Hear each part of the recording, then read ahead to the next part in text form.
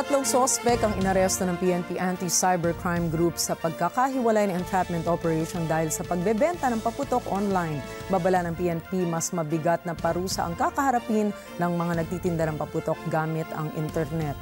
Ang detalye sa report ni Bar Gabriel.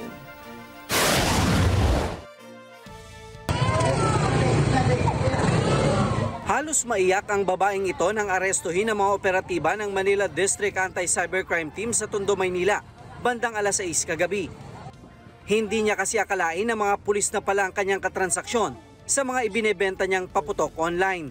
Nakumpiska sa kanya ang 10 rim ng plapla na kasama sa listahan ng mga ipinagbabawal na paputok. Sa Dinalupihan, Bataan, arestado rin ang 2 lalaking ito na nagbebenta ng sawa, kwitis at piccolo online. Akalain nila na okay lang magbenta kasi maraming nakikita. Kumbaga, para bang maraming nagbebenta ng produkto sa internet. So, ibig sabihin, baka pwede rin ito.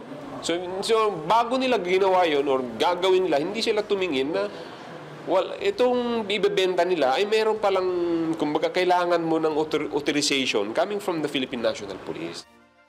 Ayon sa PNP-ACG, mas mabigat na parusa ang kakaharapin ng mga nagbebenta ng paputok sa online. Ang multa na 20 hanggang 30,000 piso at 1 hanggang 2 taong pagkakakulong para sa mga maaaresto. Maaaring madoble kung ginamitan ito ng internet. Wag niyo pong susubukan. Wag niyo pong sabihin na hindi niyo po alam pag hinuli po kayo ng pulis. Hindi po. Dahil oras po na nagbenta kayo sa online at nakita po natin yan at na-engage po ng ating kapulisan yan at kayo po ay huhulihin. Sa ngayon, mas pinaigting pa ng PNP Anti-Cybercrime Group ang kanilang cyber patrolling sa iba pang social media platform para bantayan ang bentahan ng paputok online. Minomonitor din nila ang sitwasyon sa Bukawi, Bulacan, kung saan umaangkat ang mga online seller. Akala nga po nila maganda itong ginagawa nila dahil profit ang iniisip nila. Doon po sila nagkakamali dahil ang tinitingnan nga po ng kapulisan dito ang seguridad ng bawat isa.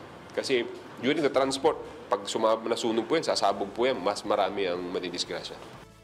Sa ngayon, umabot na sa 5 individual ang naaresto ng PNP dahil sa pagbebenta ng paputok online sa 4 na magkakahiwalay na operasyon.